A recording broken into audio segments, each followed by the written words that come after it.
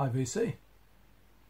Summer's here, sort of, and there's no better soundtrack to summer than power pop, so I thought I would treat you to what in my view are the 20 greatest power pop albums of all time. At least they are this week, because I change my mind every 5 minutes, but at this moment in time these are my 20 favourites. The top 3 is pretty much written in stone, but all the others, you know, shuffle their positions, move in and out the top 20. I'll have left out some classics and probably included some albums that you're going to think, what the hell is that doing in there? But hey, it's my video, my choices, and I love them all. So what is power pop? Well, Michael Chabon described it as the sound of hit records that miss, and that kind of sums it up. Commercial sounding music, big harmonies, great melodies, but for whatever reason just don't connect with the general public. You know, there are exceptions. You do get some big hit singles in the genre, but there's an awful lot of stuff goes undiscovered. It's often happy sounding music with very downbeat lyrics. It's honest, it's relatable, the lyrics can be very poignant, and it deals with the tiny sort of details of everyday life very often. I'd say it's intelligent music made by people bewildered by life. It can encapsulate, or it can include, everything from the simplicity of She Loves You to the ambition and complexity of Good Vibrations, and you know, the Beatles and the Beach Boys and The Move and The Who are all kind of power pop touchstones, although none of those bands is strictly power pop themselves, but they've definitely been responsible for kicking into life a genre that has been around now for 40, 50 years. Okay, I did try recording this video earlier and it came in at over an hour, so I'm going to try and rattle through these because I just waffle too much.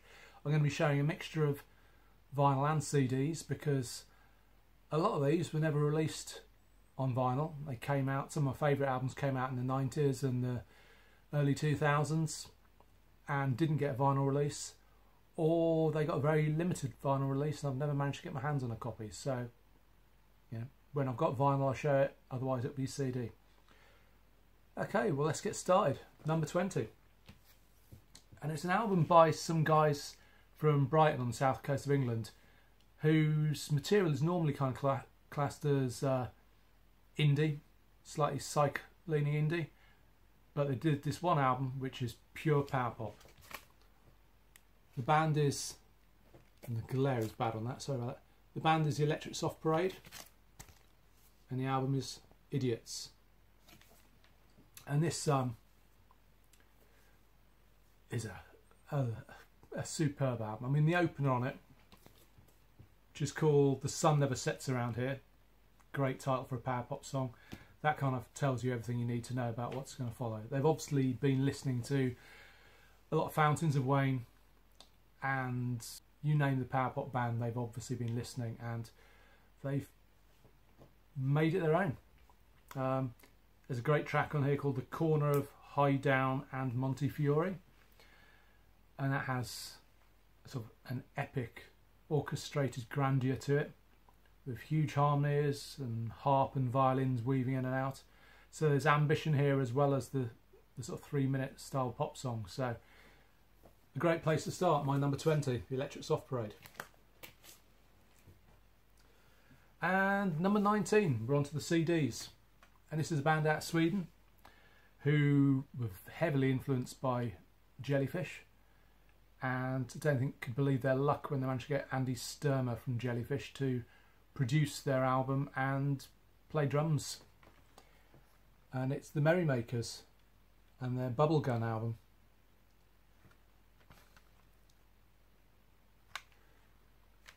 Again, what a great album. Definitely shades of Jellyfish on here. the highlight for me has to be the track Monkey in the Middle, with its euphoric chorus. Throughout there's huge swelling vocal harmonies. There's a track on here which is a co-write with Andy Sturmer called April's Fool, where the intro, them being Swedish, references Money Money Money by ABBA. And a nice little sort of slightly out of tune pub piano kind of intro, and reminds me of Squeeze, and oddly enough the theme tune to Minder, a kind of British TV staple of the early 80s, whose theme tune was sung by the star Dennis Waterman. And it's got a feel of that to it, which doesn't sound like a recommendation, but it is. It's a great album, and like a lot of the best power pop albums, it's not one-dimensional. It'll take you on a bit of a journey. Okay, number 18. Great British band, held in high esteem by power pop fans. The Records. I can see the glare is going to be a problem in this video, but going to have to put up with it. So Shades in Bed, which was titled just The Records in the States and came with a different sleeve, and the UK edition came with a complimentary 12-inch as well. There are power pop classics on here like Tina Armour and Starry Eyes, so they're good songs to check out if you want to know what they're like. And they're kind of typical kind of skinny type power pop that seemed to make up a lot of the UK singles charts back in 1979 when this came out. Same year there were things like Back of My Hand by the Jags, My Sharona by the Knack. So of its time, but timeless as well, the Records. And from 1999, my number 17 pick, not a band that gets labelled power pop a lot of the time, gets called Britpop or indie, but to me it's pure power pop, no question about it. Straw, who are a band from, I think they came from the sort of Bristol area, and they had a bit of success in the singles charts in the UK, but disappeared pretty much without trace. There was a mooted second album which never appeared. Every song on this to me is a classic. I've played this over and over and over again over the years. And yeah, Dracula has risen from the grave, Moving to California, Weird Superman, all great tracks, lots of self-deprecating lyrics, great playing. I got to see them live supporting, oddly enough, the Tea Party, a Canadian sort of progressive Zeppelin-esque band one time. Strange pairing, but they were superb.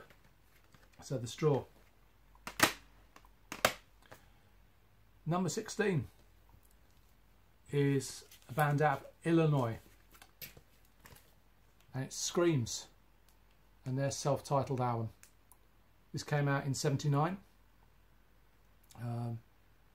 There are definite similarities to early Cheap Trick on this, and I love me some Cheap Trick, so yeah, can't go wrong with this. They started out playing on the same bills as bands like the Ramones and Iggy Pop. They're a bit more punk in their early days apparently, and then they moved into power pop, which is when they recorded this album. And they got a bit of a break supporting Van Halen on their first, on Van Halen's first US tour. But I think the usual story of record companies not promoting them and the records not being in the stores meant that they split up before a second album was released. So that one is great. I mean, the singer's voice is quite Robin Zander-esque, with perhaps a bit of Russell Mael from Sparks there. The bass player has that dirty, fat, farting bass sounds that Tom Peterson has in Cheap Trick. And there's high levels of intensity here, but when they bring it down to mellow tracks, the intensity doesn't drop. There's a track on here, I Play For You, which is a spectacular song. Yeah, give that a listen on YouTube. This could have been much higher up my list, but there's a lot of competition. Number 15, back to the CDs. Another album from 1999. There's a few of them on this list. Great year for power pop, not such a great year for vinyl. So this I don't think has ever had a vinyl issue. And it's At Home with Cherry Twister. And this album is spectacular. I love it. I suppose one for fans of Teenage Fan Club, although I prefer it to Teenage Fan Club. It has a heavy opener with Don't Forget Your Man, which has nice use of theremin on there. The singer's got quite a unique voice, really, sort of dweeby sounding, but strong at the same time. The band has sort of a 60s vibe to them. The songs are understated, there's lush harmony vocals on here, a definite Beach Boys feel to some tracks. For me, the highlight is a track called Layla, which is the mellowest track on here, but it's just so dreamy and soporific and melancholy. Absolutely love it. Great band. Cherry Twister. In there at number 15. Number 14, also from 1999. Great year. Gigolo Aunts and Minor Chords and Major Themes. I could have picked a number of Gigolo Aunts albums. In fact, I think I'm showing this one as I have it on vinyl, but being honest with myself, I just prefer this one. To me, this is their classic. It combines the heaviness of Full On Bloom with more of the sort of gentler introspective tracks. So it's a lot more light and shade. It's a more balanced and subtle album than Full On Bloom. The sort of influence of grunge at this time was quite obvious in some power pop bands, but it doesn't take over on this album like it does on Full On Bloom. So yeah, I can recommend this. Heavier tracks, Come On Come On, The Big Lie, sort of balanced out by the more introspective tracks like Everyone Can Fly, You Better Get Yourself Together, and my favourite, Fade Away, which just has such a big euphoric build towards the end. Great stuff. Number 13. 1979. Seems like 79 and 99 were two huge years for this genre. And it's 2020's self-titled album. So, demonstration copy there. And this gets a lot of praise in power pop circles. It's got a nice new wave feel to it, both in the production and in some of the instrumentation. There's quite a lot of prominent synths on here, and a bit of a Cars vibe, I suppose. And there's little sort of telltales of the era on here, and the sort of new wave influence, like on the track Tell Me Why, the chorus has that sort of stuttered delivery, sort of to tell me why. And yeah, great album. It's a nice jangling Tom Petty-ish guitar in places, big sing-along choruses. There you go. Okay, number 12. Back to the CDs. Another band doesn't always get labelled as power pop. They get called rock pop and alternative and whatever else you want to attach to it. And to me, they are pure power pop, and great songwriters to boot. Could have picked any of their albums. This one, Fussball, and All the Pain Money Can Buy. Some great stuff on this. The big song on this, I think it's quite a sizable hit in the States, was The Way, which has a sort of Tex-Mex swagger to it. Then you got sort of Beatles meets Tom Petty jangle of Fire Escape, the horn-infused Good Old Days. Every track on this album is just an earworm. It's quite brilliant. I nearly chose Harsh Light of Day as the album to show here, because it features my favourite Fastball track, which is Funny How It Fades Away. But overall, this is probably the better album, just shades it. They deserve to be bigger. Really good band. Number 11, again back to 1979, and Off Broadway and their album On.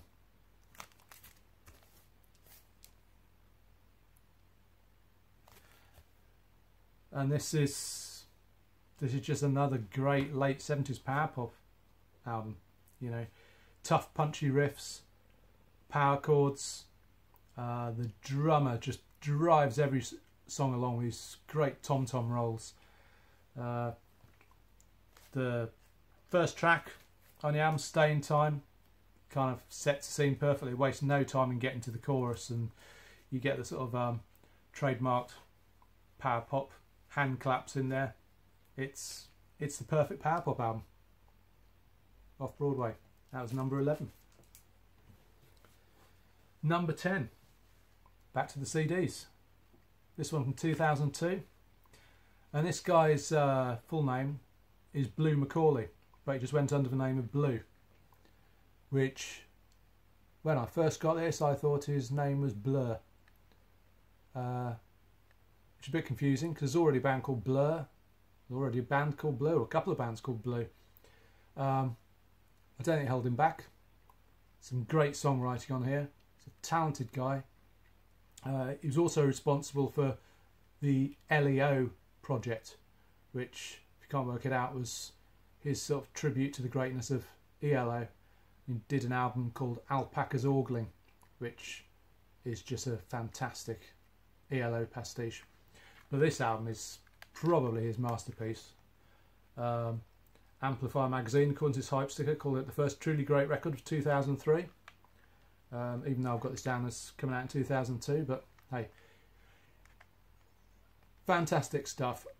I don't know what he's doing now. He seems to have gone quiet, but I could well imagine that he is writing hit songs for every kind of auto-tuned starlet in the universe at the moment, because he's a very talented songwriter. There you go. Number 9. Now this is an album that I've had on CD for years. Picked up a vinyl copy not so long ago. I'm very glad I have. Came out in 1996, and they're another band out of Sweden. And it's Grass Show, and their album Something Smells Good in Stinkville. And they got lumped in with oddly enough Britpop, even though they're Swedish, and indie sort of crowd. But this is power pop through and through, you know, no doubt about it. I mean, I love that album artwork, always slightly surreal artwork on their album, on their singles. And they embrace their Swedish heritage by doing a cover of All That She Wants by Ace of Base. Unless I'm mistaken, we're a Swedish pop band. It's high energy stuff. Really well played. Every tune sticks in your head. Freak Show, 1962, Cavemankind. And for me, Getting You Out of My Head, the final track on the album, is the highlight. It, a bit like the similarly titled ELO track, Can't Get It Out of My Head. It has that sort of almost slurred, sort of soporific, Lennon-esque vocal on it, and absolutely beautiful. Love it. Grass Show. They're at number 9. Number 8. Okay, there's a guy called Willie Dowling whose career I've been following since the late 80s. First with his band The Grip, who, in amongst all the glam metal and hair metal of the late 80s, really stood out in London at that time. His band had those sort of elements, but also there's a definite power pop feel to a lot of their material, and that's obviously his real love, because ever since he's been producing fantastic power pop, whether it was with The Grip, Honeycrack, and most recently with the Dowling Pool. But the album I'm going to show is by the band he had called Jackdaw 4. And this is a compilation of their first 2 albums, put out on vinyl. And Bipolar Diversions is the one I'm putting in my number 8 spot, and it's fantastic. It's one for fans of Jellyfish. Has that sort of feel to it. You know, he's ambitious in type of music he makes. Of course, fantastic harmony vocals, crunchy guitars, great songwriting, and Willie Dowling, being the person he is, it has the required sort of element of dour, self-deprecating, pissed off lyrics on there as well.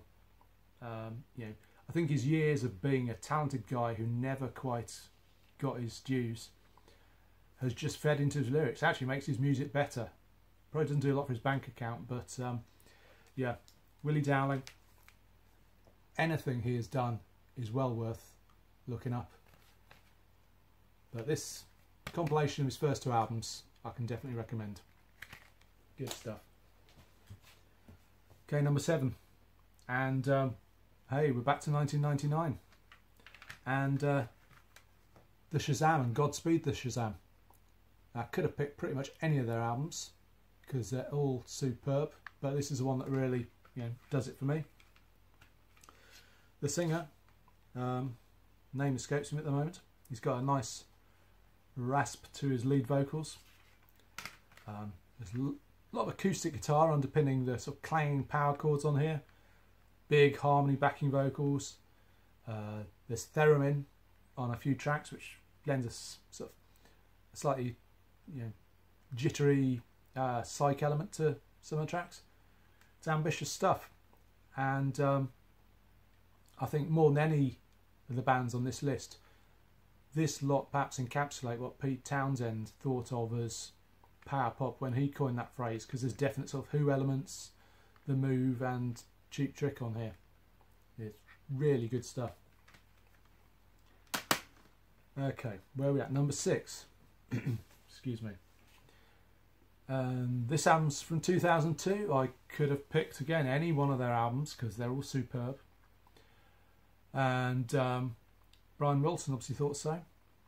He saw something special in because he basically took the band out on the road with him as his live backing bands, because they were about the only bunch of musicians he trusted to be able to reproduce the music that he'd put out on Smart and on Pet Sounds.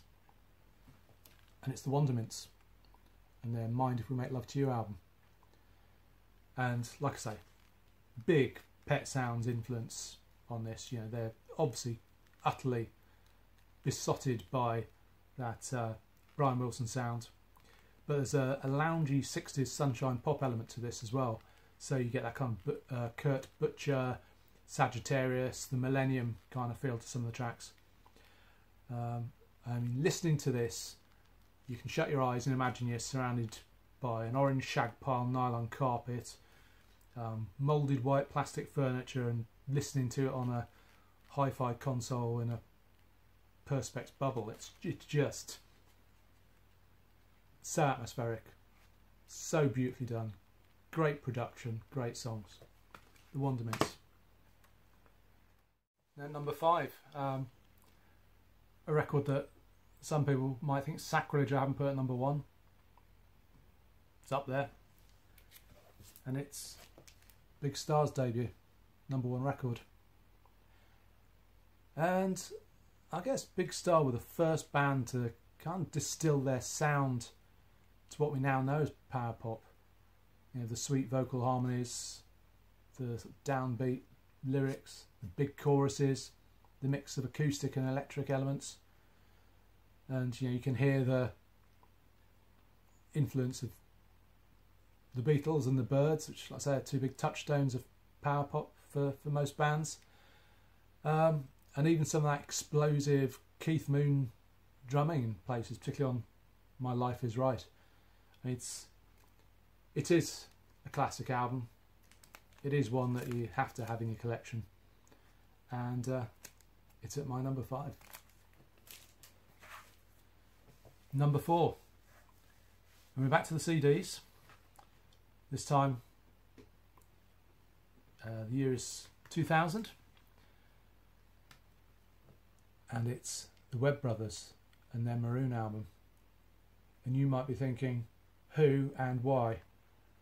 The Who is, they're the sons of Jimmy Webb, the songwriter famed for writing things like MacArthur Park, Wichita Lineman, and many more.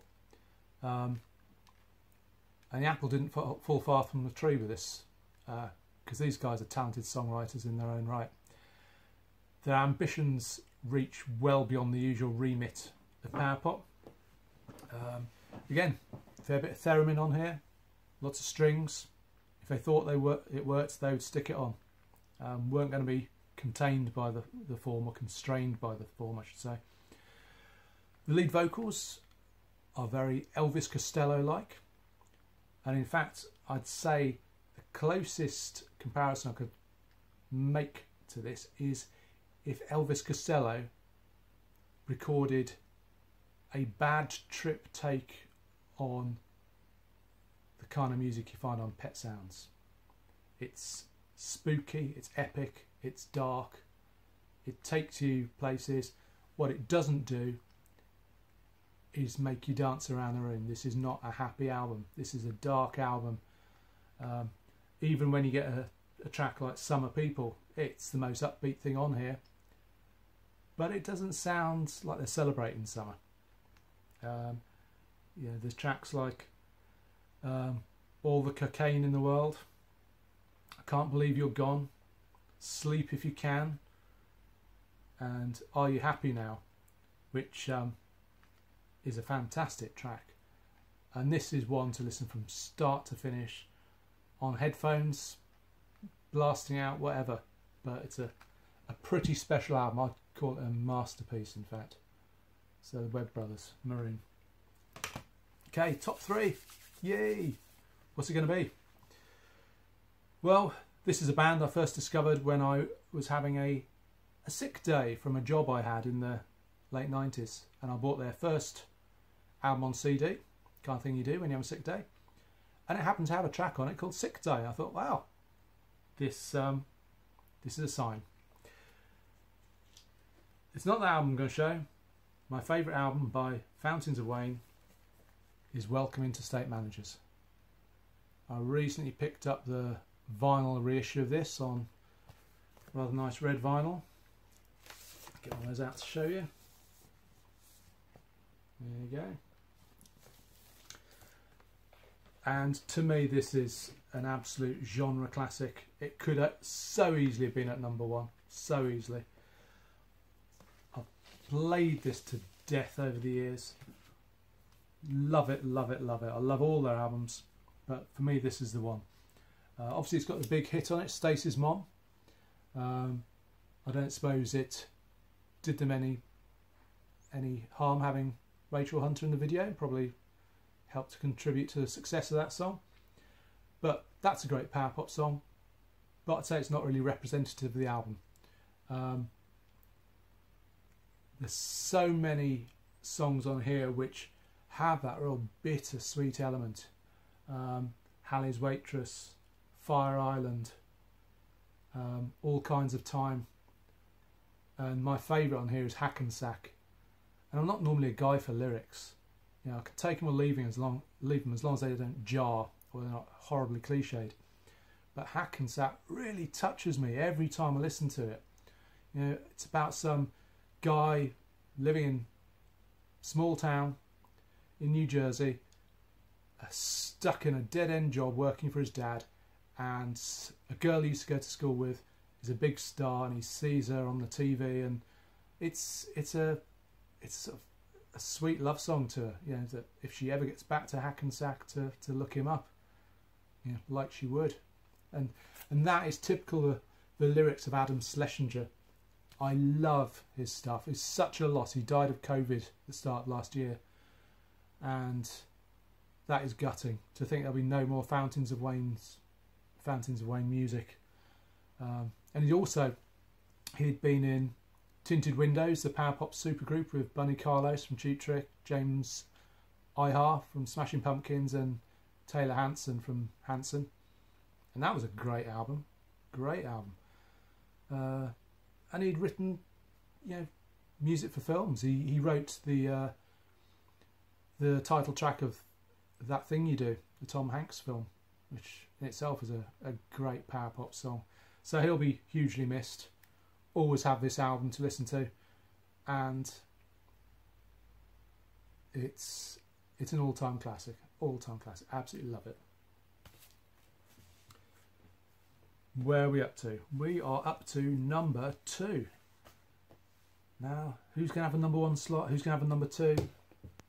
Well, sorry Cheap Trick, love you, but you just kept off the top spot very narrowly.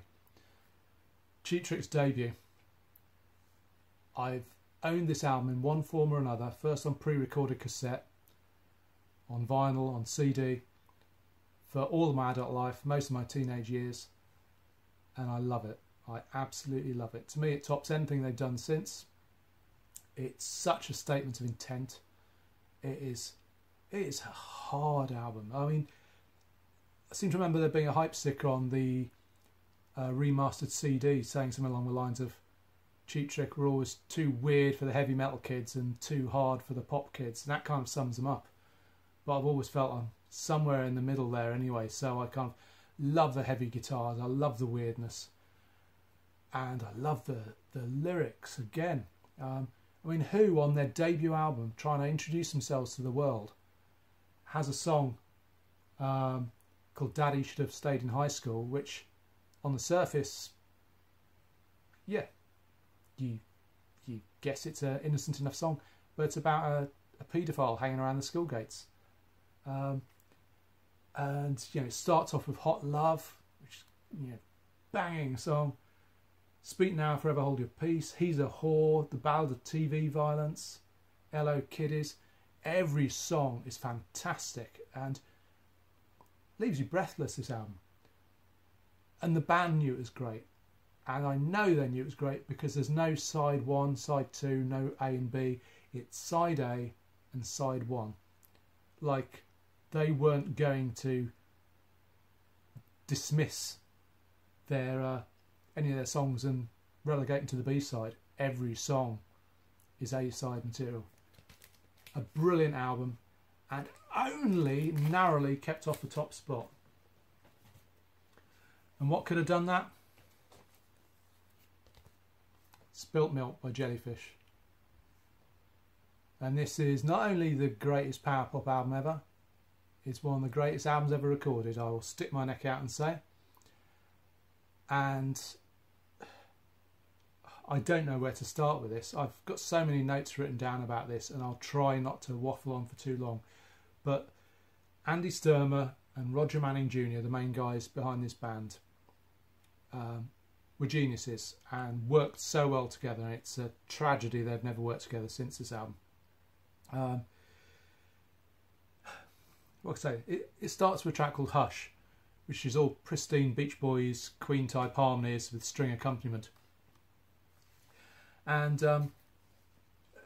it just sets the scene beautifully.